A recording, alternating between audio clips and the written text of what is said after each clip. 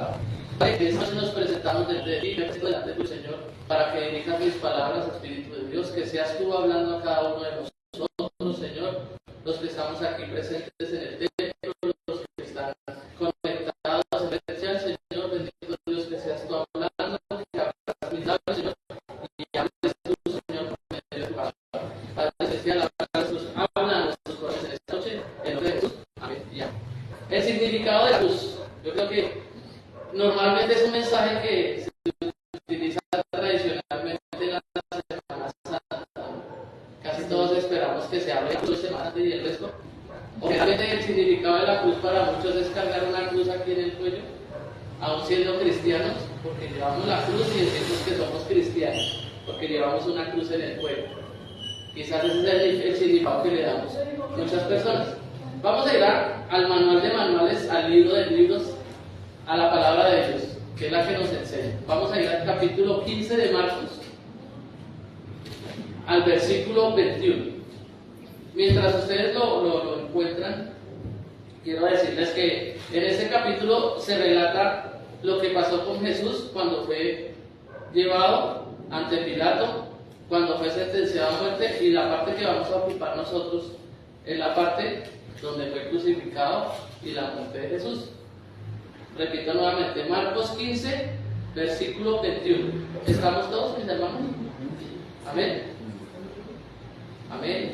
Amén. ¿Solo? Ah, no, sí está. Pensé que estaba solo. Bueno, vamos a leer entonces. Dice el versículo 21, arriba generalmente en la Biblia hay unos títulos. El título que dice aquí es Crucifixión y muerte de Jesús. Dice así la palabra del Señor. Y obligaron a uno que pasaba, Simón de Cirene, padre de Alejandro y Rufo, que venía del campo, a que llevase la cruz. Y le llevaron a un lugar llamado Gólgota, que traducido es lugar de la calavera. Y le dieron a beber vino mezclado con mirra, mas él no lo tomó. Cuando lo hubieron crucificado, repartieron entre sí sus vestidos, echando suertes sobre ellos para ver qué llevaría cada uno. Era la hora tercera cuando le crucificaron, y el título escrito de su causa era El Rey de Judíos. Crucificaron también con él a dos ladrones, uno a su derecha y el otro a su izquierda. Y se cumplió la escritura que dice, y fue contado con los enemigos. Y los que estaban indicaron, tenían la cabeza diciendo, va, tú que le llevas el tiempo de Dios y intentas predicar, sálvate a ti mismo y desciende de la cruz. De esta manera también los principales sacerdotes, escarneciéndose, decían unos a otros con los escribas, a otros salvó, a sí mismo no se puede salvar. El Cristo, Rey de Israel, descienda ahora de la cruz para que veamos y creamos. También los que estaban crucificados con él le injuriaban. Cuando vino la hora sexta, hubo tinieblas sobre toda la tierra, hasta la hora novena. Y a la hora novena Jesús clamó a gran voz, diciendo, Eloi, Eloi, lama sabactani, que traducido es, Dios mío, ¿por qué me has desamparado? Y algunos de los que estaban allí decían al oírlo, mirad, llama a Elías. Y corrió uno y empapando una esponja de vinagre y poniéndola en una caña le dio a beber, diciendo, dejad, veamos si viene Elías a bajarlo. Mas Jesús, dando una gran voz, expiró. Entonces el velo del templo se rasgó en dos, de arriba abajo, y el centurión que estaba frente a él, viendo después de clamar, había aspirado así, dijo, verdaderamente este hombre era hijo de Dios. Amén. Vemos aquí el relato corto de lo que pasó con Jesús cuando fue llevado a la cruz. Tenemos el significado de la cruz para muchas personas, para muchas cosas. Para Satanás la cruz tenía un significado que de pronto nosotros no lo tengamos en cuenta, pero para él pensaba que era una derrota para el Señor. Para él el significado de la cruz era muerte, condenación, destrucción, castigo, vituperio, humillación, deshonra, y les puedo nombrar cualquier cantidad de palabras, vergüenza. Porque cuando nuestro Señor fue crucificado, desde que él llegó de Pilato, cuando lo fueron a sentenciar, a él ya lo estaban insultando, ya lo estaban golpeando, ya sus vestidos los tenían ahí, mejor dicho, prácticamente listos para ponerlo desnudo a él. Él tenía que aguantar una cuestión muy fuerte. Yo hace días tuve una caída en la bicicleta. me raspé el codo y la rodilla. Y yo pensaba, si eso a mí me dolió tan tremendamente, porque yo duré en el piso como un minuto que no me podía levantar del dolor, yo no me imagino el dolor del Señor Jesucristo. O sea, no es nada comparado el dolor que Él tuvo en la cruz del Calvario. Entonces la cruz no solamente es ver algo que Jesús hizo y que fue un sacrificio. Ahora, se toma mucho de que por la cruz, que gracias a la cruz, que la cruz no. El sacrificio perfecto lo hizo Jesús en la cruz. Si Jesús no va a la cruz a hacer el sacrificio, estaríamos más perdidos que Adán incluso, realmente. Porque Jesús fue el que hizo el sacrificio perfecto. La cruz se toma como un significado del cristianismo por eso, porque fue donde Jesús hizo el sacrificio perfecto. No fue la cruz como tal, porque puede sonar de pronto para algunos que como así que se está diciendo que la cruz no. El sacrificio de Cristo en esa cruz fue la que nos libró de la muerte, fue la que nos libró del pecado, la que nos dio salvación. Mire lo que nos dio Jesús a través de la cruz. Primero que todo, obviamente, salvación y vida eterna, pero nos dio victoria, redención, sabiduría, reconciliación y justificación, poder y autoridad. Que todo eso el Señor lo recibió también, porque inmediatamente cuando Él murió, subió a la diestra del Padre y gobernó con autoridad y demás. Eso todos lo sabemos, ¿cierto? Entonces, relacionando la palabra cruz, lo que les decía, se relaciona con condenación, con muerte, pero para nosotros los cristianos representa la victoria de Cristo sobre Satanás. Eso es una victoria grandísima. Vamos a ver el versículo 21 de una persona que estuvo ahí en ese momento. Dice, y obligaron a uno que pasaba, Simón de Cirene, padre de Alejandro y de Rufo, que venía del campo, a que llevase la cruz. Imagínense, venía alguien de las afueras de Jerusalén, digámoslo así, un campesino que labraba la tierra según lo que se lee, lo que se dice de Simón. No sabemos bien exactamente qué hacía, pero dice que era un campesino. Yo me imagino que él labraba la tierra y demás, supongo yo. Y le dicen, oiga, usted es el que tiene que ayudar a este hombre a cargar la cruz.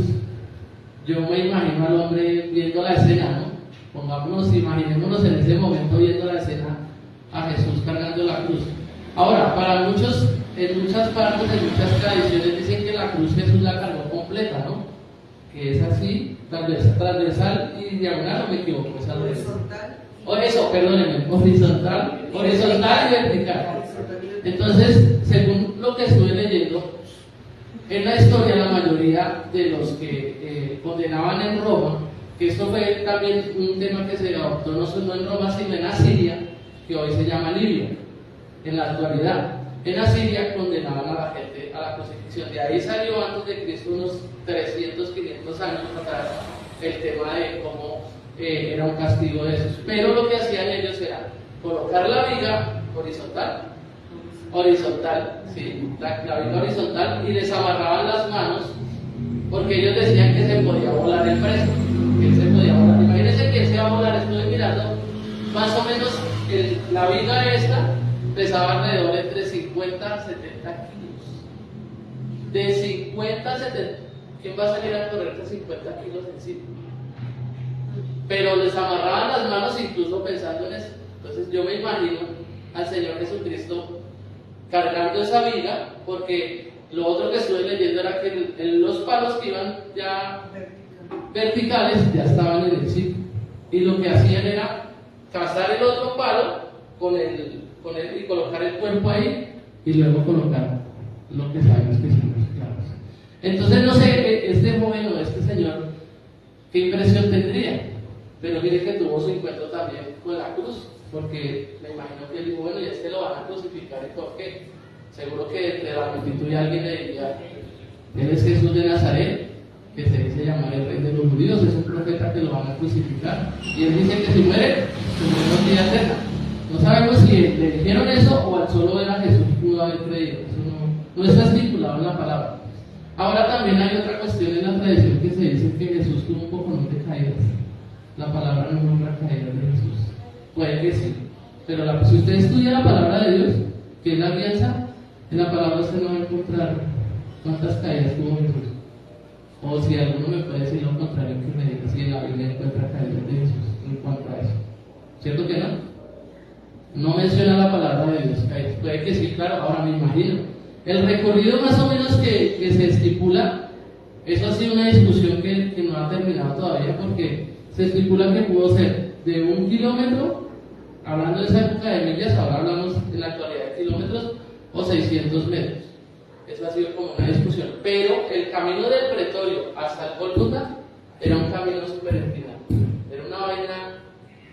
Si nomás una vez cuando yo que monto bicicleta, que me iba a montar bicicleta, subir las montañas, yo en la bicicleta me imaginaba, si subiendo yo en la bicicleta, haciendo deporte esto, ¿cómo será el Señor Jesucristo cargando la viga que les digo de 50 kilos y subiendo más o menos aproximadamente 1 kilómetro? No dice que sea así con exactitud, la Biblia tampoco señala el recorrido que hizo nuestro Señor Jesucristo, pero cargó la cruz hasta allá.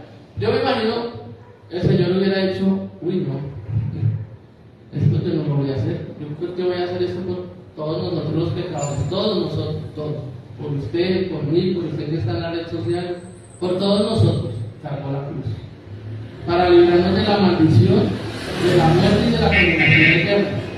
Ahora, con muchas personas lo he hablado y me dicen, pero ¿qué no dice usted que existe si eso lo hubiera podido solucionar de otra manera? Porque la gente normalmente dice, lo hubiera solucionado de otra forma. Pues amigo, déjenme decirle que nosotros no somos Dios, y Dios tomó la decisión de que esa fuera el tipo de redención, gústenos o no. Como dice uno en la casa, en esta casa las reglas son así, si a usted no le gusta, bien puede haber. O lo mismo cuando usted va a un colegio. En el colegio usted dice, no puede decir, no, es que las reglas son como yo quiera. Dios estableció que Jesús muriera por nosotros en la cruz del Calvario para redimirnos de nuestros pecados a través de la cruz del Calvario. Vamos a ir ahora a la palabra de Dios, al libro de Colosenses, para ahondar más un poquito en el tema de qué pasó con el tema de la cruz en nosotros. Vamos a ir a Colosenses capítulo 2. Colosenses capítulo 2.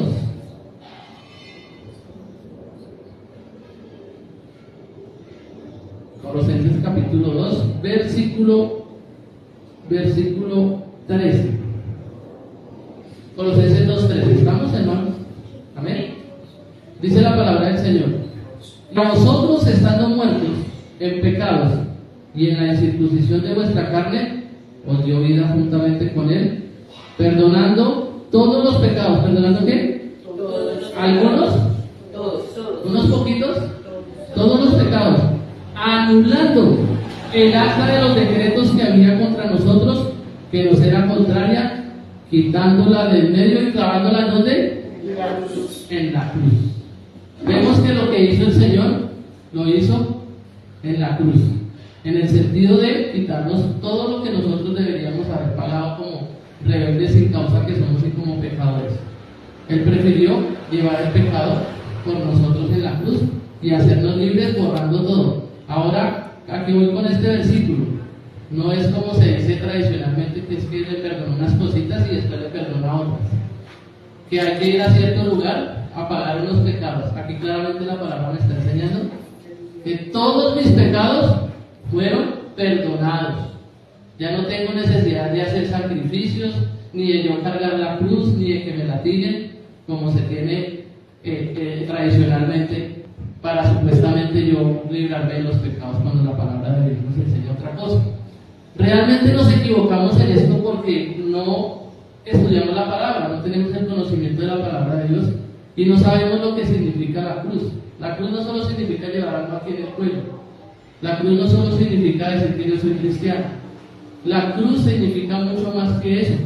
La cruz tiene mucho más significado que eso. En la cruz Jesús entregó todo lo que él era. No escatimó ser igual a Dios para entregarse por nosotros. Si Jesús no se hubiera entregado por nosotros, fácilmente yo analizo y digo, Dios podría decir, borro a todos y se acabó este cuento. Pero fue tanto el amor de Dios por nosotros que entregó a su propio Hijo, y que Jesús no escatimó salvarnos a nosotros y perdonarnos, aún sabiendo que nosotros fallamos y le seguimos fallando, pero Él está ahí y hizo ese sacrificio perfecto para que tengamos en cuenta esto, que Él nos perdonó todos los pecados. ¿Por qué? Porque es que el enemigo a veces nos trae a nosotros pecados pasados, o quizás fallamos porque somos humanos. No estoy diciendo con esto que volvamos la libertad y su libertinaje como se predica en muchas partes ahora. Eso tranquilo, viva como usted quiera, no. Lo que estoy diciendo es que el Señor hizo el sacrificio perfecto para perdonarnos y que nos podemos acercar a Él a través de la cruz, a través de Jesús, para que Él nos perdone nuestros pecados. Vamos a volver a Marcos nuevamente. Vamos a volver nuevamente a Marcos para mirar un contexto de lo que estábamos leyendo. Vamos a ir al versículo, en el capítulo 15, ¿no? Vamos a ir al versículo 24.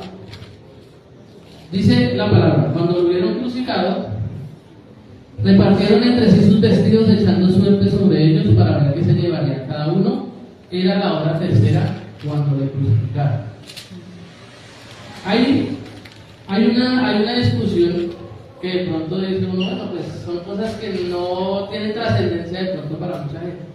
Porque en los evangelios de Mateo, Marcos y Lucas está escrito más o menos la hora igual. En el evangelio de Juan hay como una diferencia en la hora, pero pues eso no hace que digamos las cosas no hayan sucedido de esa manera.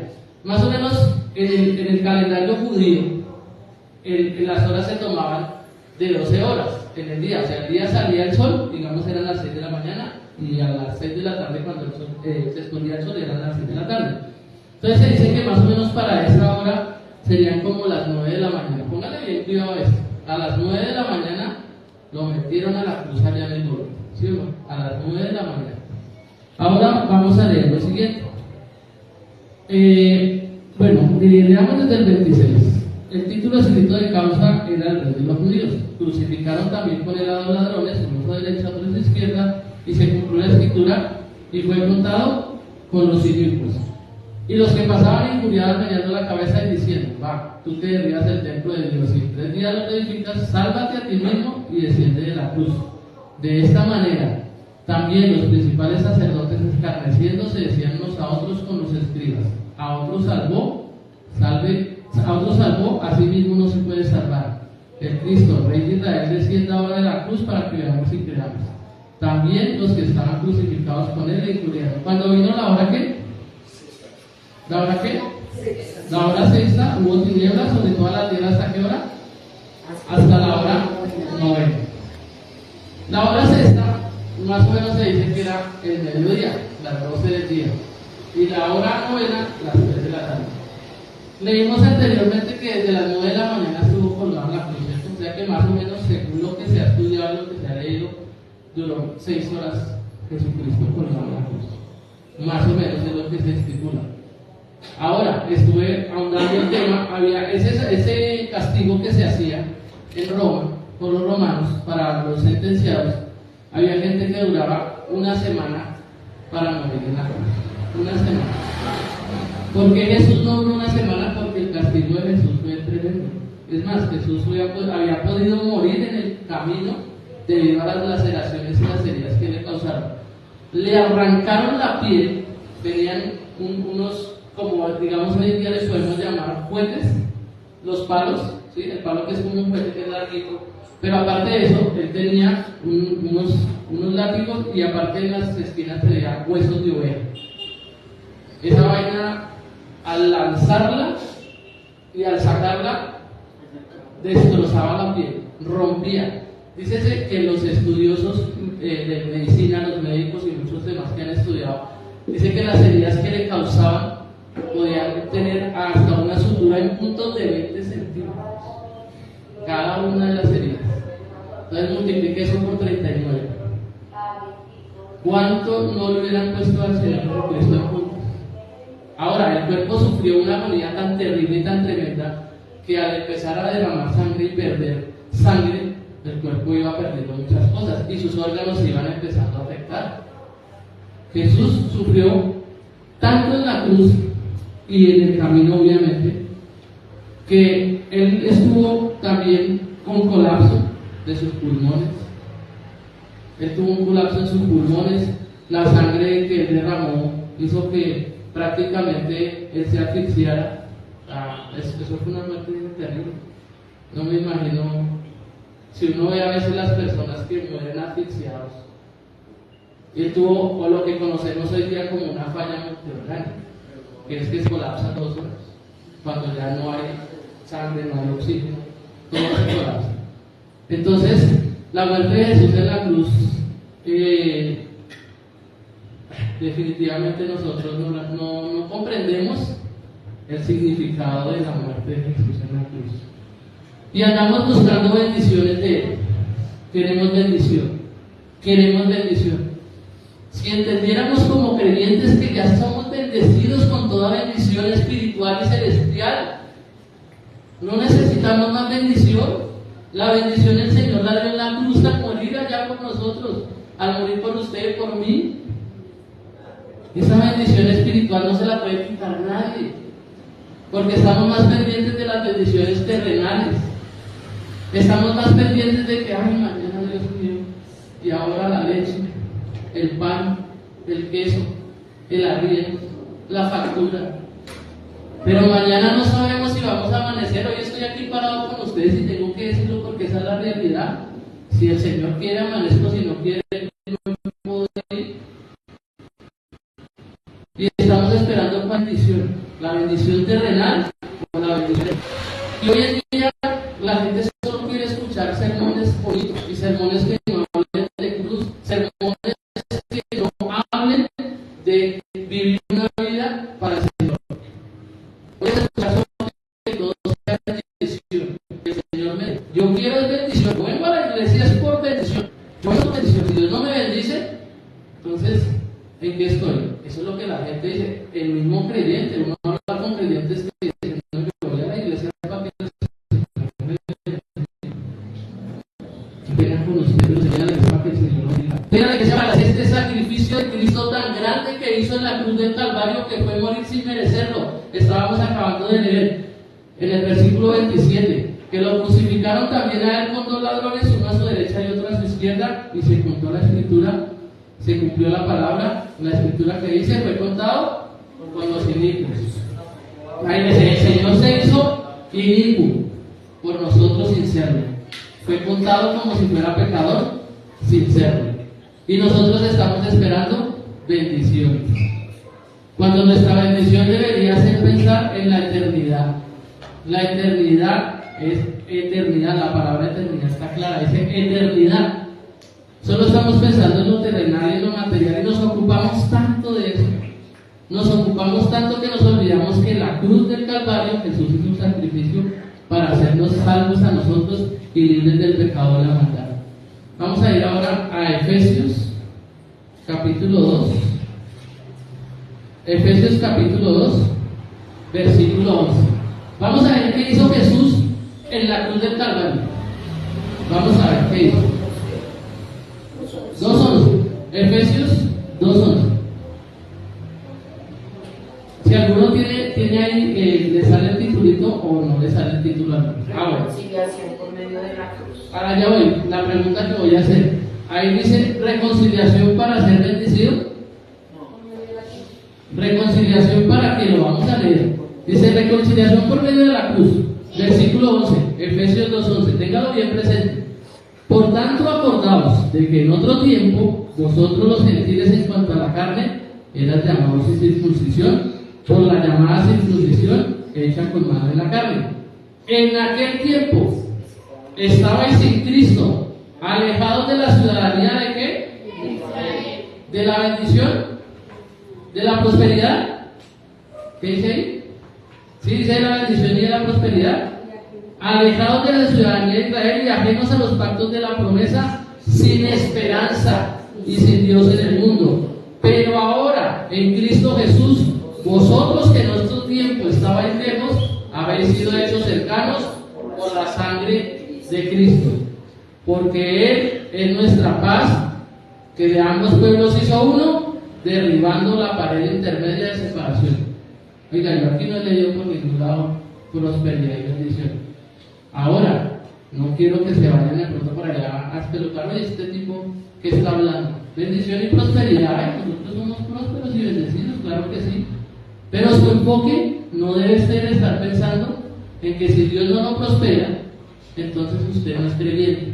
Y nos equivocamos mucho en eso.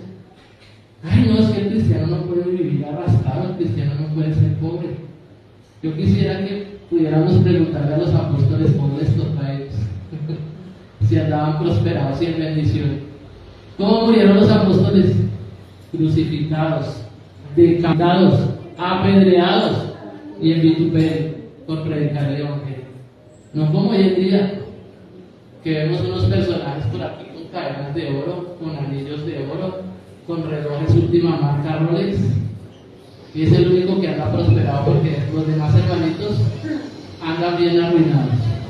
Y esa es la prosperidad que ellos predican, pero no la practican, porque predican una prosperidad falsa. ¿Y por qué la gente se aleja de la palabra del Señor? Precisamente porque mucha gente pone su confianza y su mirada en el hombre, que le está prometiendo algo que no es. Jesucristo en ningún momento le prometió a la gente prosperidad. Jesucristo, ¿qué les prometía? Salvación y vida eterna. Salvación y vida eterna. Eso se nos tiene que grabar a nosotros. Salvación y vida eterna. La palabra es clara también y nos enseña que si nosotros buscamos primero el reino de Dios, las demás cosas serán añadidas. Vamos a ir ahora también a Filipenses. Vamos a ir a Filipenses 2. Filipenses 2, versículos 5 a 12. Porque yo trato de enfatizar tanto en la Biblia, porque es que aquí no es lo que diga Javier, aquí no es lo que diga Germán, como muchos me conocen, aquí no es lo que diga el hombre, aquí es lo que dice la palabra de Dios. Y para usted saber qué dice la palabra de Dios, lo que yo le decía al principio, léala para creer, léala para que le dé sabiduría y léala para saber qué es la verdad. No espere un hombre. Yo creo que un estado por ahí hoy que decía